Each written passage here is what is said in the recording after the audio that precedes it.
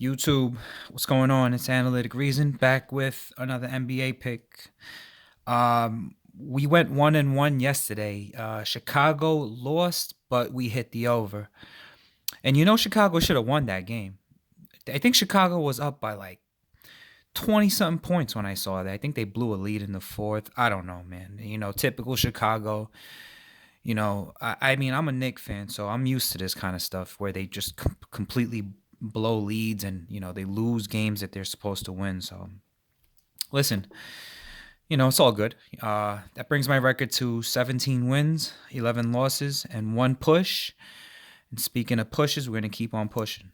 All right. So I got some early lines today, and I had to do this video early because if I didn't do it now, I would have never gotten this video out to you guys because I wouldn't get a chance to.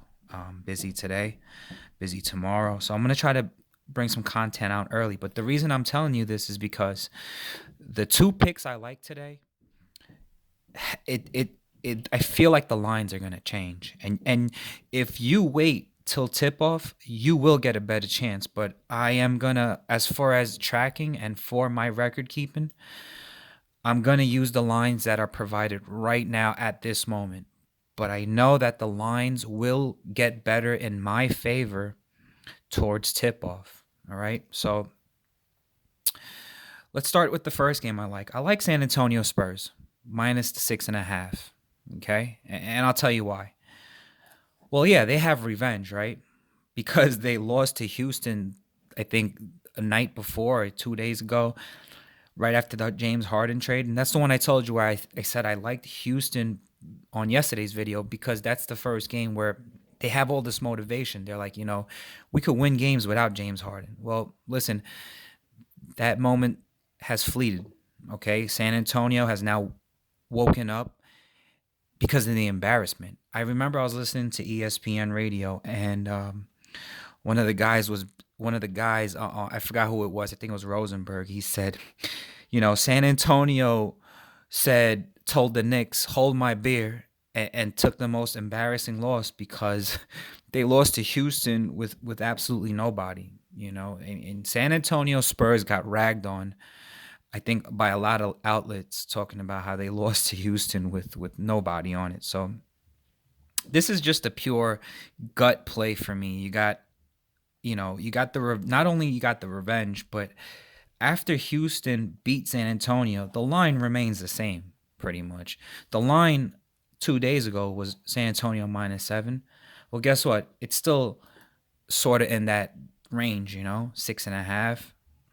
I'm gonna take the San Antonio Spurs. It's a Popovich team. They got pride. I'm gonna take San Antonio -6.5. All right. Now this second game is contingent. Okay, I'm gonna either count it or not count it, and it all depends on if James Harden plays. Okay, I want to take Orlando plus the 9.5 only if James Harden plays. If James Harden does not play, I'm not. This is a canceled play for me.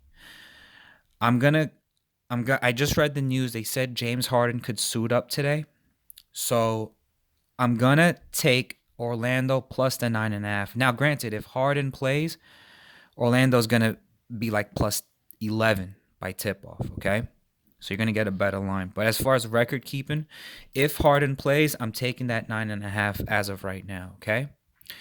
And that goes along the lines of it's a system play for me. Listen, when a superstar goes on another team with another superstar, it takes time for them to gel. They don't know they don't know if they should hog the ball. They don't know what to do. They're in disarray, okay? And Brooklyn might win, but I don't think they're going to cover. I think Orlando's going to show up because, listen, you get a chance to beat Durant and Harden, and Orlando's coming off of 4 losses. They should be pretty pissed. They should have a lot of motivation.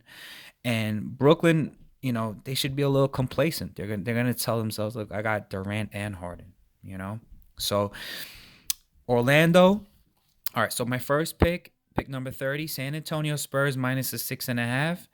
And I like Orlando plus the 9.5 only and only if Harden plays. Okay? All right, comment, like, subscribe, and I'll catch you on the next one. Peace.